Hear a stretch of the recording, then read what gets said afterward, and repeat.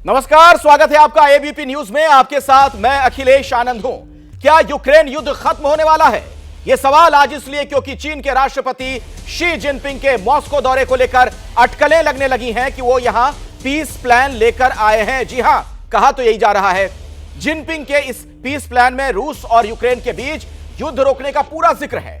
वो युद्ध जो पिछले 1 साल से ज्यादा समय से पूरी दुनिया के लिए मुसीबत बना हुआ है, जिस युद्ध की वजह से पूरी दुनिया परेशान है, जिस युद्ध ने करोड़ों लोगों को गरीबी में धकेल दिया, जिस युद्ध की वजह से दुनिया भर के लोग महंगाई से त्राहिमाम कर रहे हैं, जिस युद्ध से परमाणु युद्ध की आशंका पैदा होने लगी है, उस युद्ध को खत्म करने के मकसद से चीन के राष्ट्रपति शी जिनपिंग मॉस्को पहुंचे हैं।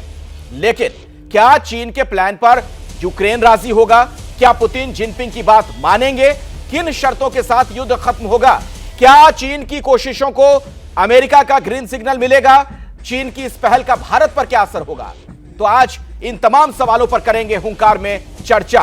लेकिन अभी की एक बड़ी खबर, इससे पहले आपको हम बता दें, रूस की सरकार ने पहली बार यह माना है, जी हां, जिनपिंग के साथ पुतिन की बातचीत में युद्ध रोकने पर चर्चा होगी। अभी की सबसे बड़ी खबर, ब्रेकिंग न्यूज, जिनपिंग पुतिन मुलाकात पर यह बड़ी खबर है। बातचीत के दौरान दोनों नेता चीन के प्रस्ताव को लेकर चर्चा भी करेंगे। पहली बार रूस ने शांति को लेकर चर्चा की बात कही है। युद्ध रोकने को लेकर चर्चा होगी। क्रेमलिन, जी हां, जो बातें सामने आ रही हैं, पहली बार रूस ने युद्ध रोकने की बात कही है। यानी अगर इसे सही में अंजाम तक पहुंचा दिया गया तो पूरी दुनिया के लिहाज से यह कितनी बड़ी और अच्छी खबर होगी, इसका अंदाजा आप लगा सकते हैं। अभी की ब्रेकिंग न्यूज इस वक्त जो एबीपी न्यूज पर आप देख रहे हैं, दुनिया के 2 बड़े शक्तिशाली मुल्क और उनके राष्ट्राध्यक्षों की जो मुलाकात होगी उस पर सभी की निगाहें टिकी हैं। और हम आपको आज चर्चा के दौरान यह भी बताएंगे कि भारत के संदर्भ में आखिर इसके क्या मायने मतलब हैं। जिनपिंग मुलाकात पर, जिनपिंग और पुतिन की जो मुलाकात होगी, यानी चीन के राष्ट्रपति और रूस के राष्ट्रपति के बीच की मुलाकात से क्या हासिल होगा, यह बड़ा सवाल है।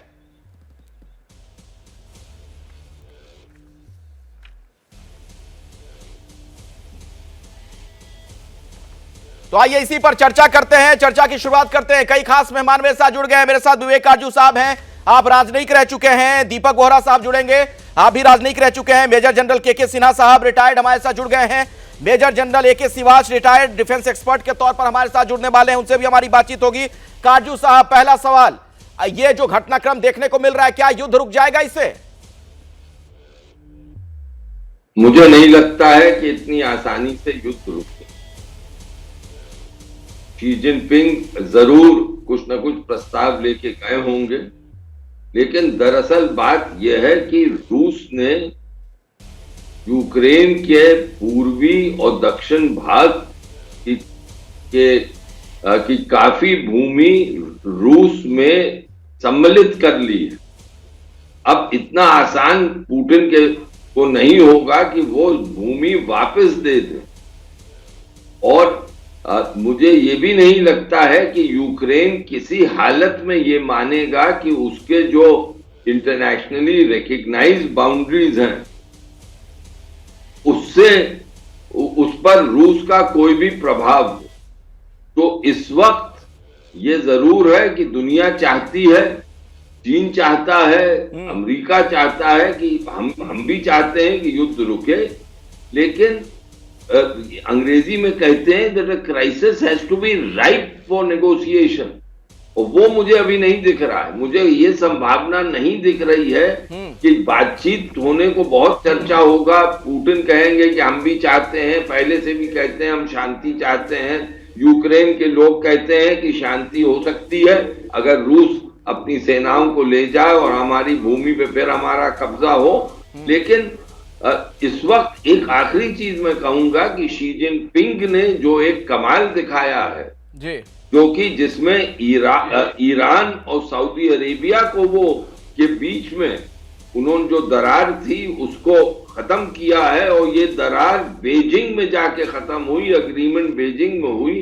उससे दुनिया को ये उम्मीद है कि शायद कोई ना कोई ऐसी चीज शी जिनपिंग लेके जाएंगे।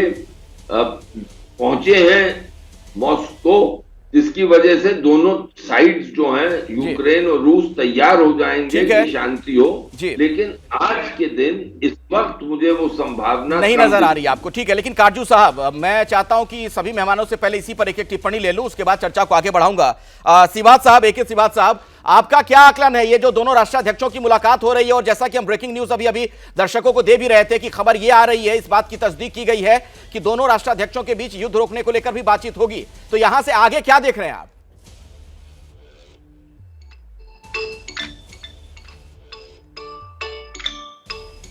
सिवात साहब, अच्छा, उन्हें शायद मेरी आवाज नहीं मिल रही है। के सिन्हा जी। जी हाँ, जय हिंद। देखिए अखिलेश, आपने जो बोला है ये मान के चलिए कि एक बहुत हिस्टोरिकल विजिट है, और ठीक है, ये वेस्ट कहता है कि इससे कुछ नहीं निकलेगा, और ऐसी परिस्थितियां बनी हैं कि कोई एकदम से नहीं होगा, बहुत बड़ा स्टेप है। देखिए, जैसे काटजू साहब बता रहे थे, मैं मानता हूं एब्सोल्युटली। देखिए, बेजिंग जो है, जो चाइना है, शी जिनपिंग, वो स्टील कर रहे हैं as a peace maker in the world. जो उनका वो स्वरूप लेकर आए हैं, वो पहले ही प्रॉक्सी से क्यों ना हो, मगर वो उन्होंने कर दिखाया है। और ये नहीं कि वेस्ट एशिया के अंदर में वो जो पीस टॉक चल रहा था कोई नया चीज था, वो चल रहा था और अब सडन हुआ है। इसमें जो सिल्वर लाइनिंग है, ये पहली बार उसमें जेलेंस्की साहब भी कहते हैं कि हाँ हम मिलेंगे, मुझसे भी बात कर रहे हैं वो। और कहीं ना देखिए ना, अंडर द कारपेट ये खींच जाएं, क्योंकि आज जमीन की परिस्थिति ये है, यूक्रेन कुछ भी करने की परिस्थिति में है नहीं, ये माने ना माने। 20% उसकी जमीन पूरी चली गई है, पूरी इकोनॉमी खत्म हो गई है, पूरा उसका इंफ्रास्ट्रक्चर खत्म हो चुका है। आप प्रॉक्सी से कुछ कहते रहिए, हुंकारे मारते रहिए कि हम उसको ढकेल देंगे जी। पूरी विश्व की शक्ति एक मान लीजिए लग भी गई है, 30 देशों 35 देशों की शक्ति लगी है जी जी। मगर रशिया को वहां से निकालना इम्पॉसिबल मेरे अनुसार। मैं आता हूं आपके पास, बाकी मेहमानों के पास भी जाऊं। सर आता हूं सिन्हा साहब, लेकिन एक बड़ी खबर और आ रही है। युद्ध टालने को लेकर बातचीत के बीच यह खबर आई है कि शी जिनपिंग यूक्रेन के राष्ट्रपति जेलेंस्की के साथ भी बातचीत करेंगे। रूस दौरे के बाद जिनपिंग जेलेंस्की को फोन कर सकते हैं। अभी की यह सबसे बड़ी खबर और यह बड़ा घटनाक्रम आप देख रहे हैं। अगर इसे वाकई अमली जामा पहना दिया जाता है, जैसा मैं शुरू से कह रहा हूं डिबेट में, तो पूरी दुनिया के लिए एक बहुत अच्छी सुखद खबर यह साबित हो सकती है। दीपक वोरा साहब, क्या आपको लग रहा है ये सारी चीजें जो है आपस में जुड़ती नजर आ रही हैं? युद्ध रुकता दिख रहा है आपको? आभारी हूं, आपका बहुत अच्छा लगता है मैं आपके चैनल में आता हूं, और खासतौर से मैं जनरल साहब की बात सुन रहा था, बाकी विशेषज्ञों की जो बात सुन रहा था, और आप तो खैर सर्वश्रेष्ठ एंकर हैं हमारे, so thank you very much. जो आपका सवाल है कि क्या युद्ध थमता हुआ नजर आ रहा है, कौन चाहता है कि वो युद्ध थमे? पुतिन चाहता है, और जानते हैं कि उन्होंने इंटरनेशनल क्रिमिनल कोर्ट का जो अरेस्ट वारंट उसके लिए इशू किया है, उसके मायने बहुत होते हैं। सर, मैं सूडान में आपका राजदूत था, राष्ट्रपति के घर में बैठा हुआ था जब उनकी इंडाइटमेंट हुई थी। आजकल तो वो जेल में है, मेरे जितने दोस्त थे सब जेल में थे। उन्होंने कहा कि मैं इस्तीफा कभी नहीं दूंगा, कि मेरे आईसीसी में भेज देंगे। यूगोस्लाविया के स्लोबोडान मिलोसेविच, चार्ल्स टेलर, सबके साथ यही हुआ। तो पुतिन कहीं नहीं जाएगा, पहली चीज़ ये है। दूसरा सर, एक ये बात बहुत ज़रूरी है, लोग कहते हैं कि बस अब पुतिन चला जाए, ये वेस्टर्न मीडिया कहता है। टाइगर लोग, पुतिन चला गया तो क्या उसके बाद जो आएगा वो बुढ़न साहब नहीं, क्या नाम है अमेरिकी का, बाइडन को जाके वो मेरे भाई नहीं करेगा, ना जाके वो जेलेंस्की को बोलेगा अरे मेरे बेटे मुझे माफ कर दो, नहीं होने वाला है। जो गुस्सा है रूस में यूक्रेन की तरफ और यूक्रेन में रूस की तरफ, वो इतना आसान नहीं है। तो ये जंग चलेगा, क्योंकि कोई भी इसको रोकना नहीं चाहता है, कोई भी रोकना नहीं चाहता। सिवात साहब, सवाल मेरा है, देखिए चीन का जो चरित्र रहा है पूरी दुनिया में, जो उसके जो कूटनीतियां उसकी देखने को मिलती हैं, उसका चरित्र बड़ा संदिग्ध रहता है। ताइवान में क्या कर रहा है चीन सभी को पता है, भारत पर हमारी सरहदों पर क्या करने की कोशिश करता है सभी को पता है, जापान को लेकर उसकी किस तरह की नीति है। ऐसी स्थिति में चीन पर हम कितना यकीन कर सकते हैं कि वाकई में चीन युद्ध रोकने के लिए कोशिक्शें करेगा? हाँ, देखो दो बातें हैं इसके अंदर। ये सच्चाई है कि अभी लड़ाई के कम है, क्योंकि अभी बात हो रही है स्प्रिंग ऑफेंसिव।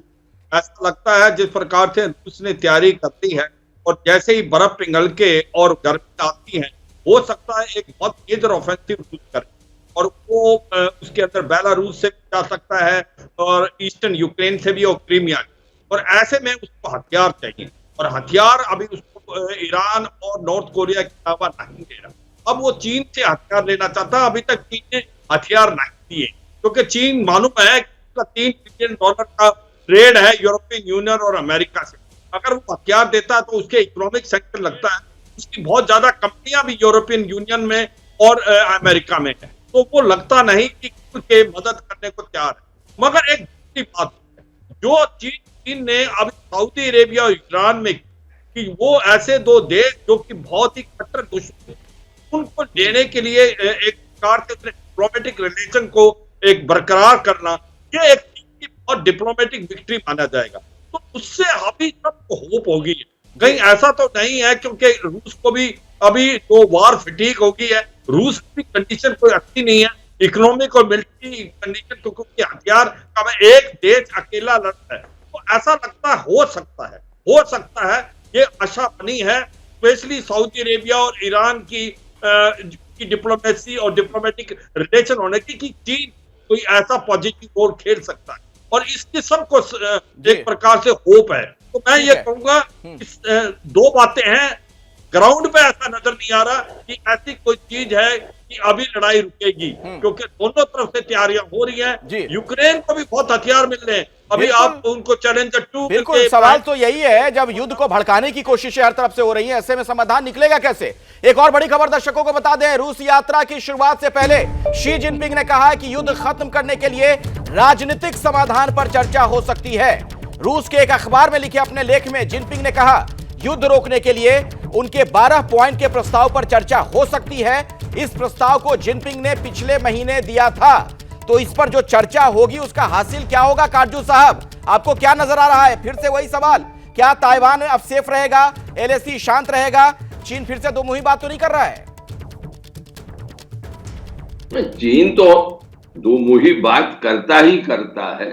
हर देश अपना हित देखता है, और अगर उस हित के लिए दो मुही बात करनी है तो वो करता है। इसमें कोई ऐसी अचरज की बात नहीं है। इस वक्त चीन चाहता है कि दुनिया के सामने ये दिखाए कि उसकी शक्ति बढ़ रही है, अमेरिका की शक्ति घट रही है। उसने एक कमाल करके दिखाया, राजनयिक रूप से तो कमाल ही है कि सऊदी अरेबिया और ईरान को साथ ले आया, वो भी बीजिंग में। ये आप देखिए कि एक शिया, एक सुन्नी मुसलमान, एक कम्युनिस्ट देश में जाके ऐसा समझौता करते हैं। तो चीन तो चाहेगा ही, शी जिनपिंग चाहेगा कि जो अमेरिका नहीं कर पाया, जो यूरोप नहीं कर पाया, वो शांति वो ला पाया यूक्रेन और रूस के बीच में।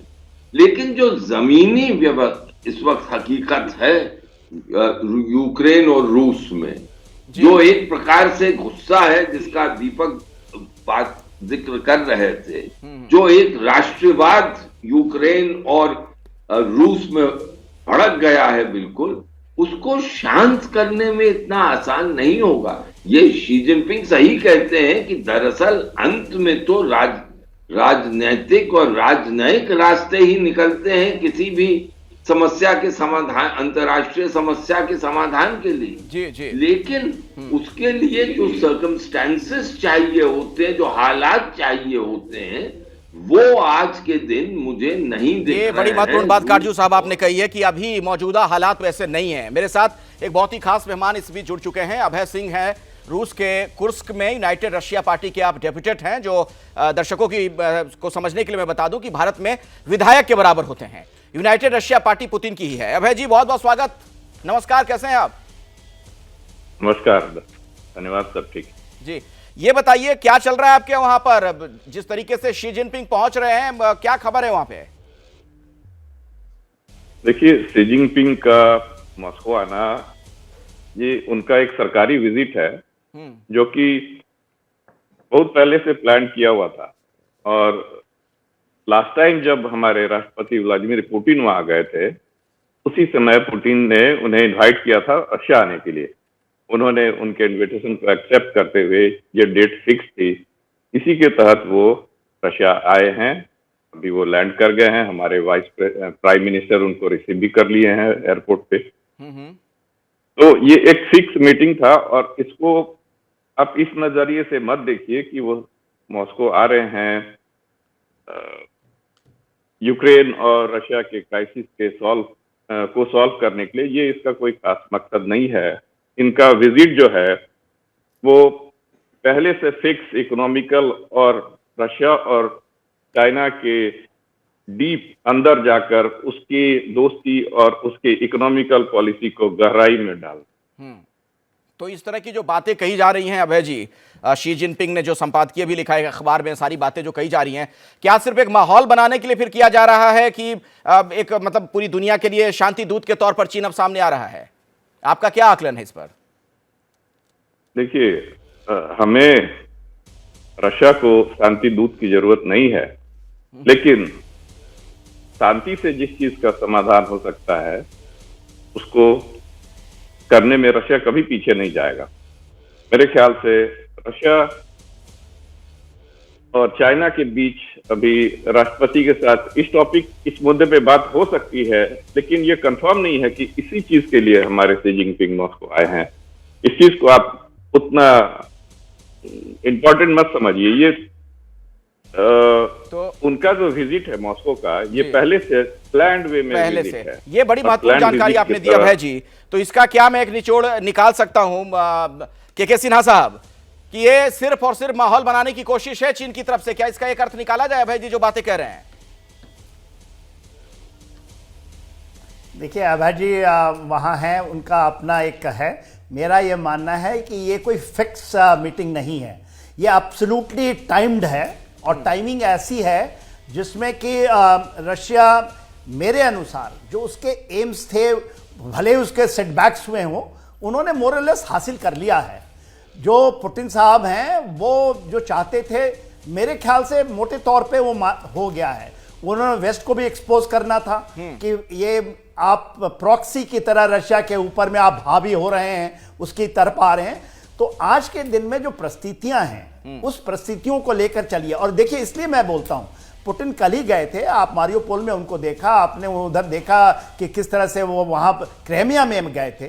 तो ये जो टाइमिंग्स है ना, ये टाइमिंग्स ठीक है, उनकी अपनी होगी, अभय जी की अपनी आकलन होगी, उनकी अपनी कुछ है, उनका लिमिटेशंस होंगे, मगर इनको आप स्ट्रेटेजिकली अभी आप देखते हैं तो बड़ा इंपॉर्टेंट टाइमिंग्स है। और ये इंपॉर्टेंट है सिन्हा साहब, लेकिन बात वही होती है ना, चीन का जो चरित्र है, बार बार मैं कह रहा हूं सिवात साहब, मेरा सवाल यह है, जो चीन विस्तारवादी नीति पर चलता रहा, अपने आस पड़ोस के देशों को परेशान करता रहता है, युद्ध भड़काने की कोशिश में रहता है, इस तरह से अचानक अगर शांति दूत बनने की कोशिश कर रहा है तो क्या वजह हो सकती है? देखो, एक बड़ा समझना पड़ेगा कि अभी चीन ये दिखाना चाहता है पूरे वर्ल्ड को, जो अमेरिका नहीं कर पाया वो चीन कर रहा है। और आज जो अमेरिका की पोजीशन थी आज चीन ने ले ली। और ये वाकई जो सऊदी अरेबिया और ईरान को साथ लेके डिप्लोमेटिक रिलेशन को स्टार्ट करना, ये एक बड़ी आश्चर्य की बात है, कोई बिलीव नहीं कर सकता था। बहुत सही बोला कि शिया देश, सुन्नी देश कट्टर दुश्मन थे, आज उनको साथ लेके आ गया। और इसके कारण ये होप हो गई है कि अगर कोई इसके अंदर मदद कर सकता है लड़ाई रुकने के लिए तो शायद शी जिनपिंग है। उसने जो 12 पॉइंट प्लान डाली है उसके अंदर कुछ ना कुछ यूक्रेन के लिए भी है। उसने बोला टेरिटोरियल इंटीग्रिटी और सॉवरेनिटी के बारे में, उसने बोला, जो यूक्रेन ने बोला बहुत ठीक है। मुझे लगता है ग्राउंड पे मैं मानता हूं कि सिचुएशन ऐसी लगती नहीं कि अब शांति की तरफ जा रहे हैं, मगर कुछ भी हो सकता है। और जो शी जिनपिंग लेके आए हैं, हो सकता है कोई ट्रूस हो जाए, कोई सीज फायर हो जाए, क्योंकि ऐसे ही एक बयान भी तो आया है ना अभय जी, कोई तो आके निकलेगा। ठीक है, बात से आता हूं, क्रेमलिन का बयान है कि युद्ध रोकने के प्रस्ताव पर बातचीत होगी अभय जी, और पहली बार बात हो सकती है, होगी ये निश्चिंत नहीं है, बात हो सकती है।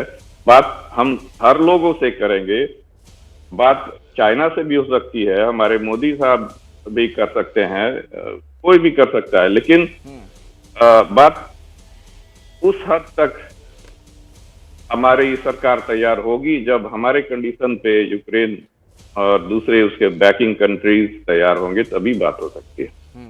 जब इतने कंडीशंस होंगे तो ये बात आगे बढ़ेगी कैसे? लेकिन एक सवाल मेरे मन में है, दीपक वोरा साहब, आपसे मैं जानना चाहूंगा, प्रधानमंत्री मोदी ने, अपने देश के प्रधानमंत्री ने जिस तरीके से रूस के राष्ट्रपति के सामने ये बात कह दिया था कि ये युद्ध का समय नहीं है, जिस तरीके का उनका बेबाक ये बयान आया था, पूरी दुनिया में तो बड़ी हलचल भी हुई थी। और जिस तरह से मोदी जी की एक छवि वर्ल्ड लीडर की बनती जा रही है, उसकी भी कोई छटपटाहट तो नहीं है चीनी राष्ट्रपति के मन में, जिसकी वजह से वो भी इस राह पर चल पड़े कि मैं भी कुछ इस तरह की इमेज बनाऊं? पुतिन साहब तो गए थे पिछले साल जब विंटर ओलंपिक्स हुई थी बीजिंग में, और वहाँ से कहा था हमारी जो दोस्ती है इट इज़ विदाउट लिमिट्स। और जैसा एम्बेसडर विवेक काटजू अभी कह रहे थे, जिनसे मैंने बहुत कुछ सीखा है, कि ये जो इन्होंने कर दिया है सऊदी अरेबिया और ईरान के बीच, लेकिन ये चलने वाला नहीं है, क्योंकि सऊदी अरेबिया डरता है तो ईरान के न्यूक्लियर प्रोग्राम से, वो अलग बात है। यहाँ पर कुछ नहीं होने वाला सर, ये अगर आप क्षमा करेंगे ये एक ऑप्टिकल इल्यूजन है। जनरल साहब बता रहे हैं कि ये सरसों में आएगा, परसों में आएगा, खरसों में आएगा, कुछ नहीं होने वाला है सर, क्षमा करिएगा। मेन चीज़ यहाँ पर है ये ऑप्टिकल इफेक्ट है, ये दिखाने जा रहा है कि रूस आइसोलेटेड नहीं है, रूस ने एक्सेप्ट कर लिया है पिंग पोंग जो भी उनका नाम है कि मेरे पास आ गए हैं यहाँ पर, देखिए मैं अकेला नहीं हूँ। Net result -0। अरे सर 1 साल से लड़ रहा है, उसकी कंडीशंस क्या थी? ज़ेलेंस्की साहब बोले कि जब तक पुतिन साहब है मैं बात नहीं करूंगा, उनको वॉर क्रिमिनल बना दिया है। वो मानेगा sir? Come on sir, let's get real. ये असली दुनिया है, ये क्या है वो ख्याल अच्छा है गालिब दिल को बहलाने के लिए, हाँ। ये नहीं होने वाला है sir, and the situation will remain where it is. ये सारी दुनिया उस पर फोकस कर रही है, जबकि जैसा उन्होंने बताया अब हमारे डिप्यूटेट ने कि रियल चीज ये है कि उनकी इकोनॉमिक रिलेशंस कैसे ज्यादा स्ट्रेंथन हो। ये एक साइड शो है यूक्रेन वाला। अच्छा, मतलब एक तरीके से वही बात जो बार बार मैं जिस शब्द का इस्तेमाल कर रहा हूं, एक माहौल बनाने की कोशिश लगता है कि नजर आ रही है। और ये देखिए एक तस्वीर आ रही है, प्रधानमंत्री मोदी को आप देख रहे हैं इन तस्वीरों में, दिया है इसने एक नया अवसर दिया है। और इस वक्त बोधिसत्व पर, ये बुद्ध जयंती पार्क की तस्वीर है, वृक्ष है, उस पर दोनों प्रधानमंत्रियों ने पुष्प अर्पित किए।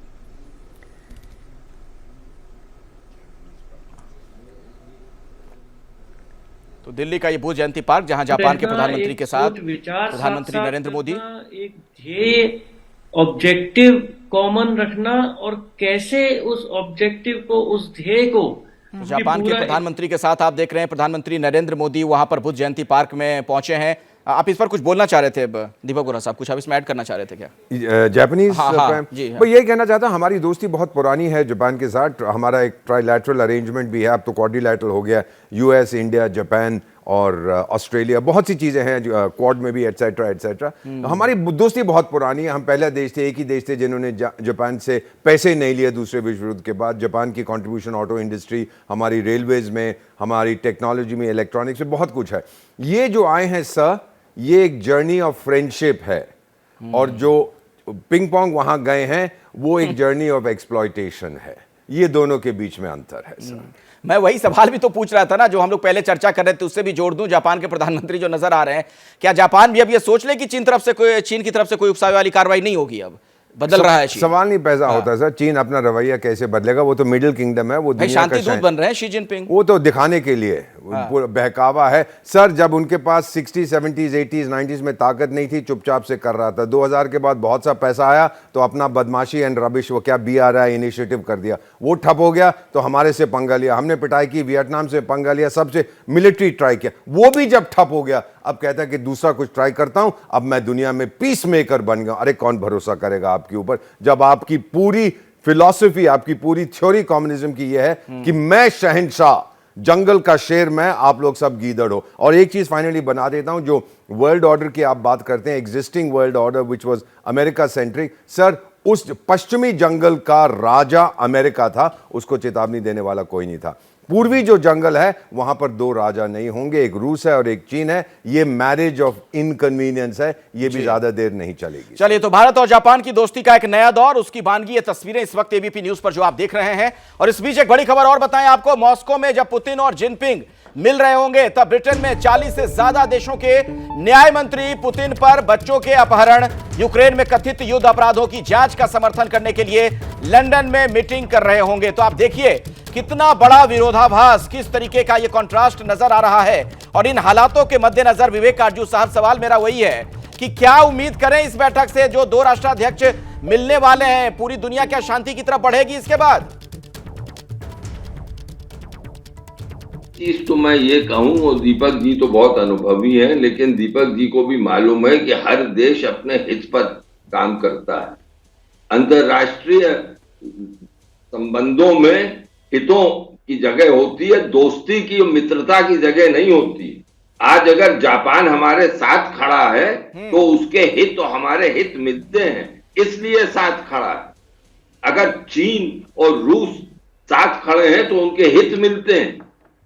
ये दोस्ती कहां से आ गई दीपक?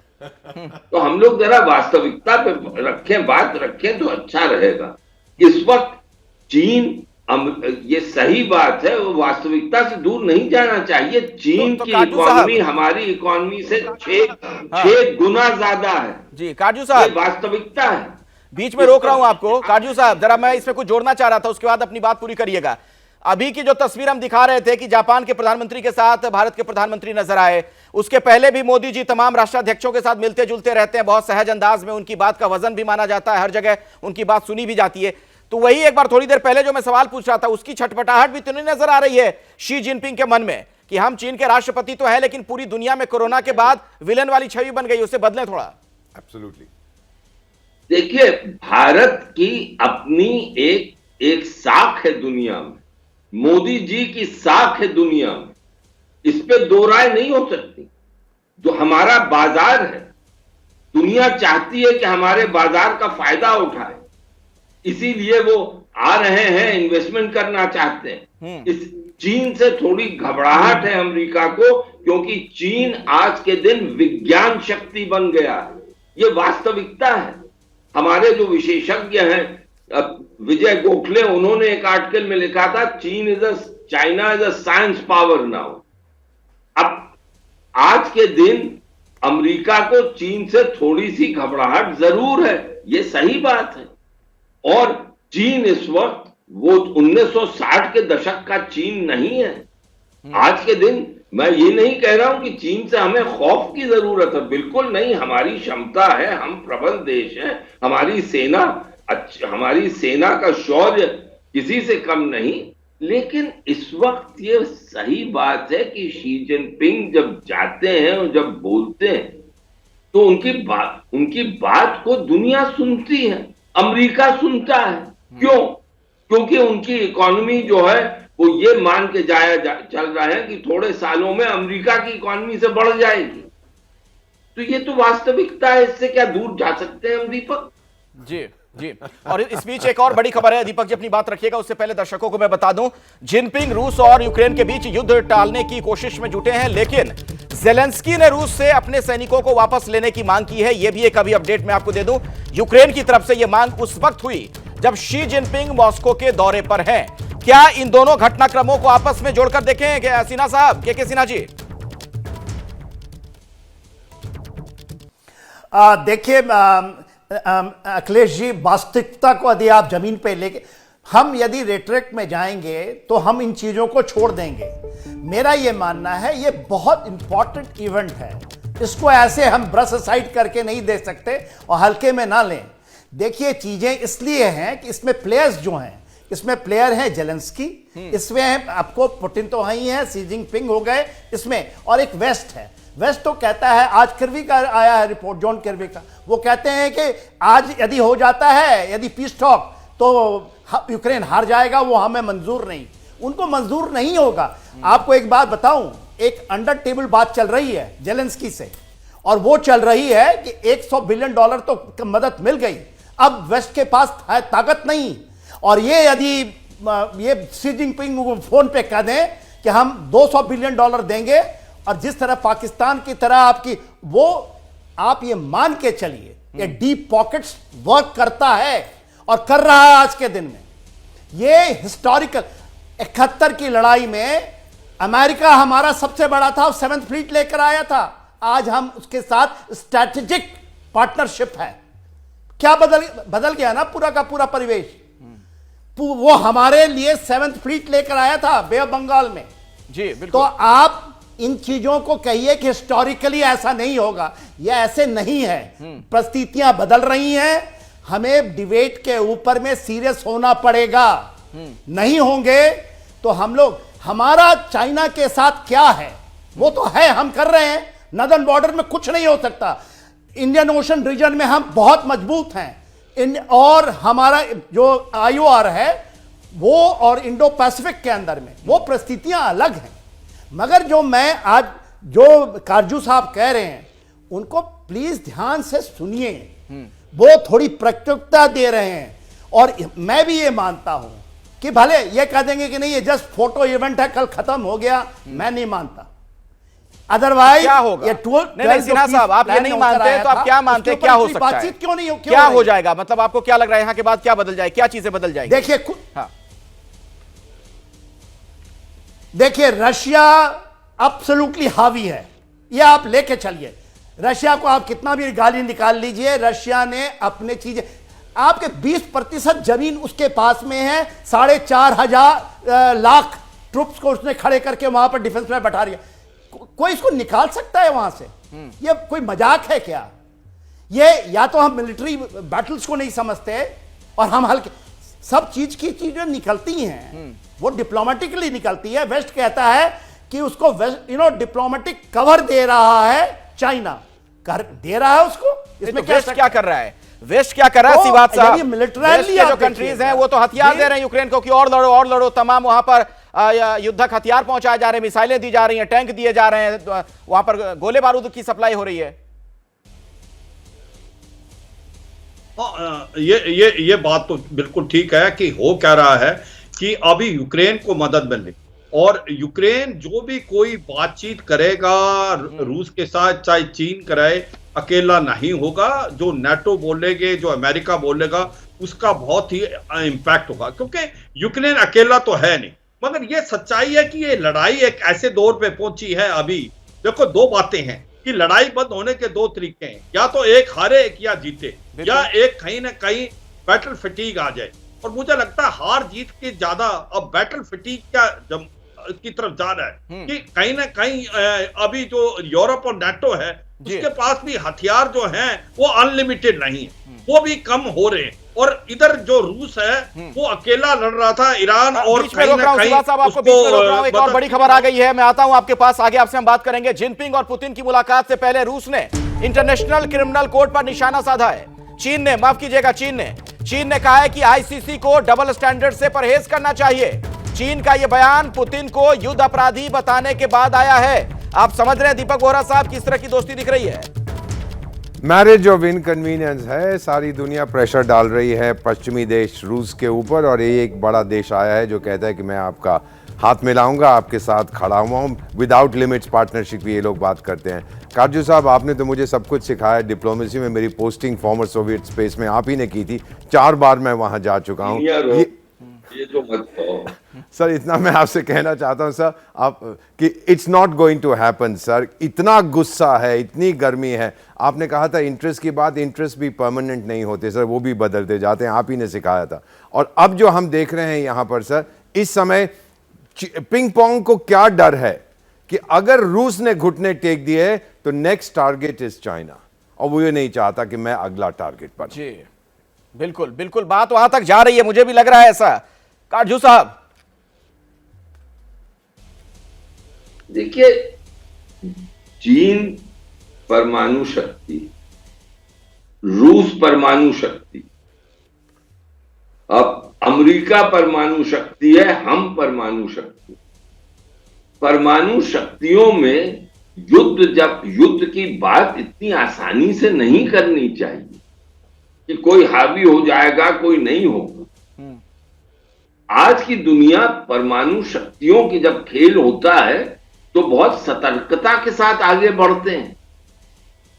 शैडो प्ले होता है, कन्वेंशनल वॉर होती है।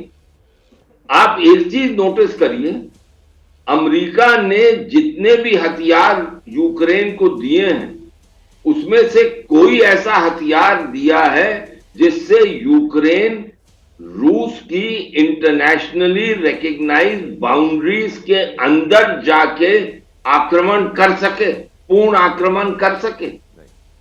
क्यों? क्योंकि अमेरिका भी जानता है कि लाल रेखाएं हैं। अब इस वक्त ये बात है कि क्या चीन इस तरह का कोई फॉर्मूला ला सकता है जिसमें यूक्रेन भी आगे बढ़ सके और रूस भी आगे बढ़ सके और किसी तरह इस युद्ध के समाधान का रास्ता खुल सके। आज के दिन मैं वो नहीं देखता हूं, लेकिन फिर हम जो देखते हैं वो तो उसी बेसिस पे देखते हैं जो कि न्यूज में होता है। बहुत चीजें मुझे भी मालूम है, दीपक को भी मालूम है, हमारे जो और फौजी दोस्त हैं, अफसर दोस्त हैं, उनको भी मालूम है, पर्दे के पीछे चलती हैं, उसके तो हमें ज्ञान नहीं है। लेकिन जो दिख रहा है पर्दे के सामने, उससे ये अनुमान लगाया जा सकता है कि युद्ध को रोकने का रास्ता अभी बंद है।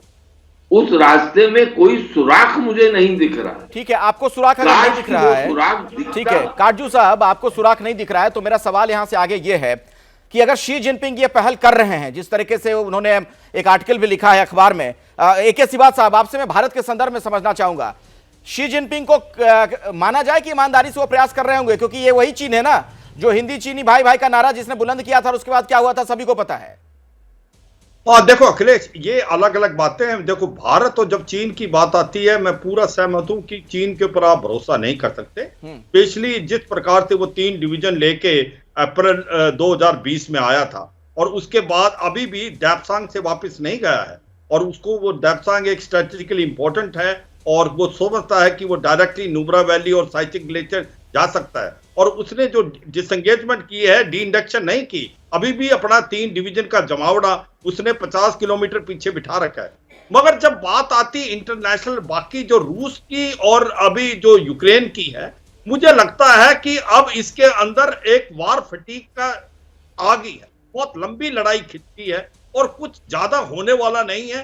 तो ग्राउंड रियलिटी में मानता हूं कि लग नहीं रही कि अभी लड़ाई बंद होगी, मगर हम ये भी सोच रहे हैं कि शी जिनपिंग ने जिस प्रकार से सऊदी अरेबिया और ईरान के बीच में कुछ ना कुछ समझौता तो कराया है, हो सकता कोई ट्रूस आ जाए, क्योंकि सच्चाई यह है कि ये लड़ाई अब लंबी खिंचेगी तो नुकसान होने के भी चांसेस है, क्योंकि ये 3rd वर्ल्ड वॉर या न्यूक्लियर वॉर ऐसा किसी को लगता तो नहीं, पर होने को कुछ नहीं कह सकते, क्योंकि जिस प्रकार से हथियार यूक्रेन को भी मिल रहे हैं, अब एक 29 की बात हो रही है, चैलेंजर मिल रहे हैं, लेपर्ड मिल रहे हैं, तो मुझे लगता है कि अगर बातचीत होती है तो अच्छी बात है। अगर नहीं, कई बार तो ये भी लगता है सर, अगर नहीं होता तो दीपक वोरा साहब, कई बार तो ये भी लगता है कि यूक्रेन भी लड़ नहीं रहा है, उसे लड़वाया जा रहा है। कहां तक करेगा? कई बार तो ये भी लगता है जिस तरीके से उसको रसद पानी सब सप्लाई कर रहे हैं अदर वेस्टर्न कंट्रीज। इसमें क्या शक है?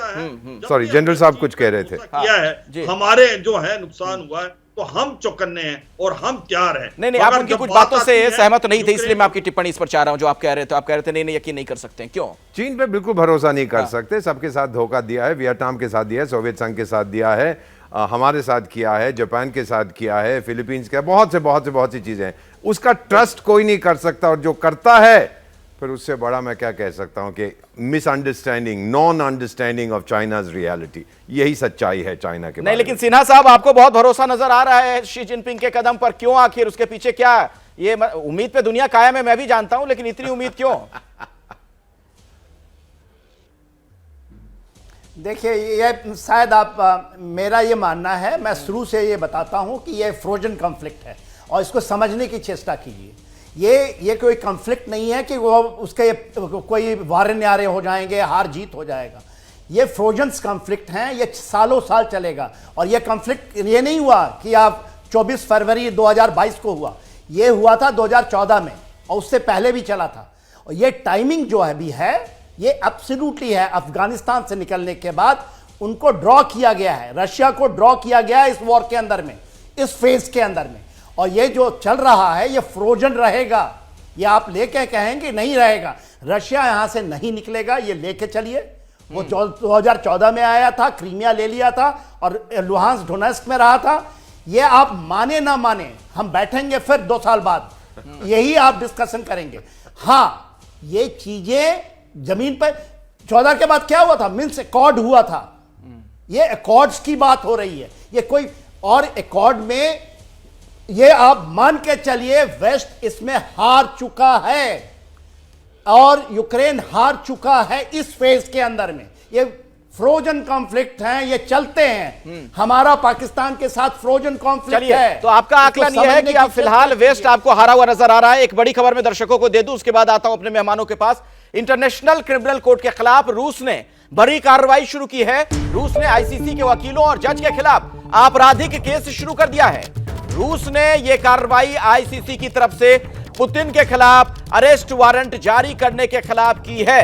वही बात देखिए दीपक वोरा साहब, ये बात तो बढ़ती नजर आ रही है, कहां रुकती हुई दिख रही है आपको जिस तरह के एक्शंस लिए जा रहे हैं? ये अभी जो ये खबर आ गई है बहुत, ये बहुत क्लियर है कि पश्चिम नहीं चाहता कि ये जंग रुके। नए तरीके से दबाव डाल रहे हैं, बैंकिंग सिस्टम से रूस को हटा दिया, इधर से हटा दिया, उधर से हटा दिया। लेकिन एक बात मैं कहूंगा सर, मैं सोवियत स्पेस में काम कर चुका हूं, आज अंग्रेजी में कहते हैं Vladimir Putin is insanely popular in Russia. जब सोवियत संघ टूटा था, रूस की नाक, जैसे जनरल साहब ने कहा, इन लोगों ने रगड़ी थी जमीन में, लेकिन पुतिन ने वापस उनका सेल्फ रिस्पेक्ट उनको दिया है। वो कहीं नहीं जाने वाला पुतिन साहब। और ये इंटरनेशनल क्रिमिनल कोर्ट जो चाहती है करती रहे। अमेरिका ने तो साइन भी नहीं किया है, लेकिन उसका इस्तेमाल करने की कोशिश करें। कुछ नहीं होने वाला सर, ये कॉन्फ्लिक्ट चलता रहेगा, इसका कोई आसान समाधान नहीं है। जो कुछ है वो हमारे लेकिन क्या इस कॉन्फ्लिक्ट के बहाने विवेक काटजू साहब अमेरिका की मुश्किलें बढ़ती जा रही हैं धीरे धीरे आने वाले दिनों में, उसके खिलाफ एक कोई बड़ा आपको लग रहा है कि गठजोड़ तैयार हो रहा है? नहीं, मुझे ये नहीं लग रहा है कि अमेरिका की मुश्किलें इस युद्ध के कारण बढ़ रही। हाँ, वो पैसे जरूर उसके खर्च हो रहे हैं, उसकी अर्थव्यवस्था इस वक्त कोई ऐसी बड़ी बहुत प्रबल अर्थव्यवस्था नहीं है, दुनिया की सबसे बड़ी है, लेकिन इस वक्त उसकी वीकनेसेस हैं। तो उसका ख्वाहिश ये है कि अमेरिका की रूस को यूक्रेन के दलदल में जकड़ के रखे। और ये जो हिमाकत इंटरनेशनल क्रिमिनल कोर्ट ने की है पुतिन के खिलाफ, अरेस्ट वारंट जारी करके, इससे बढ़ के हिमाकत मुझे दिखती नहीं। पुतिन कोई छोटे से अफ्रीका के देश का कोई राष्ट्रपति है। रूस अपनी जगह, रूस का मकाम है। नहीं, देखिए मेरा जो सवाल था सर काटजू साहब, इराक में अमेरिका के राष्ट्रपति ने युद्ध शुरू किया था, तो क्या उनके खिलाफ किसी ने अरेस्ट वारंट जारी किया? ठीक है, ये सब जो हौसले जो कर रहे हैं, बिल्कुल सही आप कह रहे हैं काटजू साहब, बिल्कुल सही आप कह रहे हैं। चूंकि वक्त नहीं है तो मैं एक आखिरी कमेंट आपसे वोरा साहब लेना चाहूंगा। मुझे सर ये बताइए, मेरा जो सवाल था अभी काटजू जी से, उसका मैं कॉन्टेक्स्ट के संदर्भ में पूछ रहा था, क्योंकि हमने देखा शीत युद्ध के बाद ऐसा लगता था कि अमेरिका ही पूरी दुनिया में ताकत है, कोई है नहीं, बाकी शांत बैठे रहते थे। अब अमेरिका को उस तरह से चुनौती मिलने लग गई आमने सामने की कि चाइना और रशिया दोस्त बन रहे हैं। दोस्त बन रहे तो वो तो सीधी सी बात है सर कि वो तो प्रेशर पड़ेगा उनके ऊपर। जब आप पुतिन के ऊपर प्रेशर डालेंगे, पहले 10 साल जब सोवियत संघ टूटा था, उसके बाद वो वेस्ट की तरफ देख रहे थे। जब वेस्ट ने उनके मुंह के ऊपर थूका तो वो ईस्ट की तरफ देखने लगे। ये दोनों साथ हो गए हैं। चीन को चाहिए थी रूस की मिलिट्री टेक्नोलॉजी, रूस को चाहिए था चीन का पैसा। दोनों मिल गए और संगम हुआ, दोस्ती उनकी बन गई है। लेकिन अब जो सिचुएशन है सर, एक फाइनल कमेंट आपको ये कहता हूं, जो वेस्टर्न डोमिनेटेड वर्ल्ड ऑर्डर था विवेक साहब, आप तो जानते ही हैं, वो मर रहा है।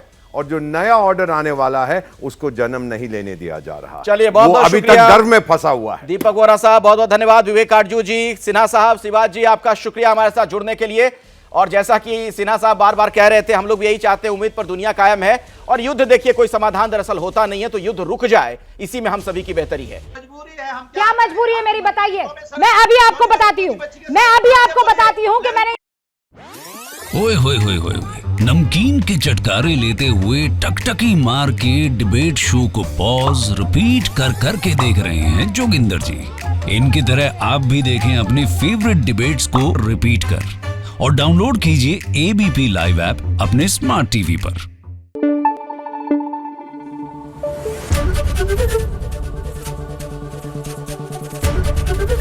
एबीपी न्यूज आपको रखे आगे।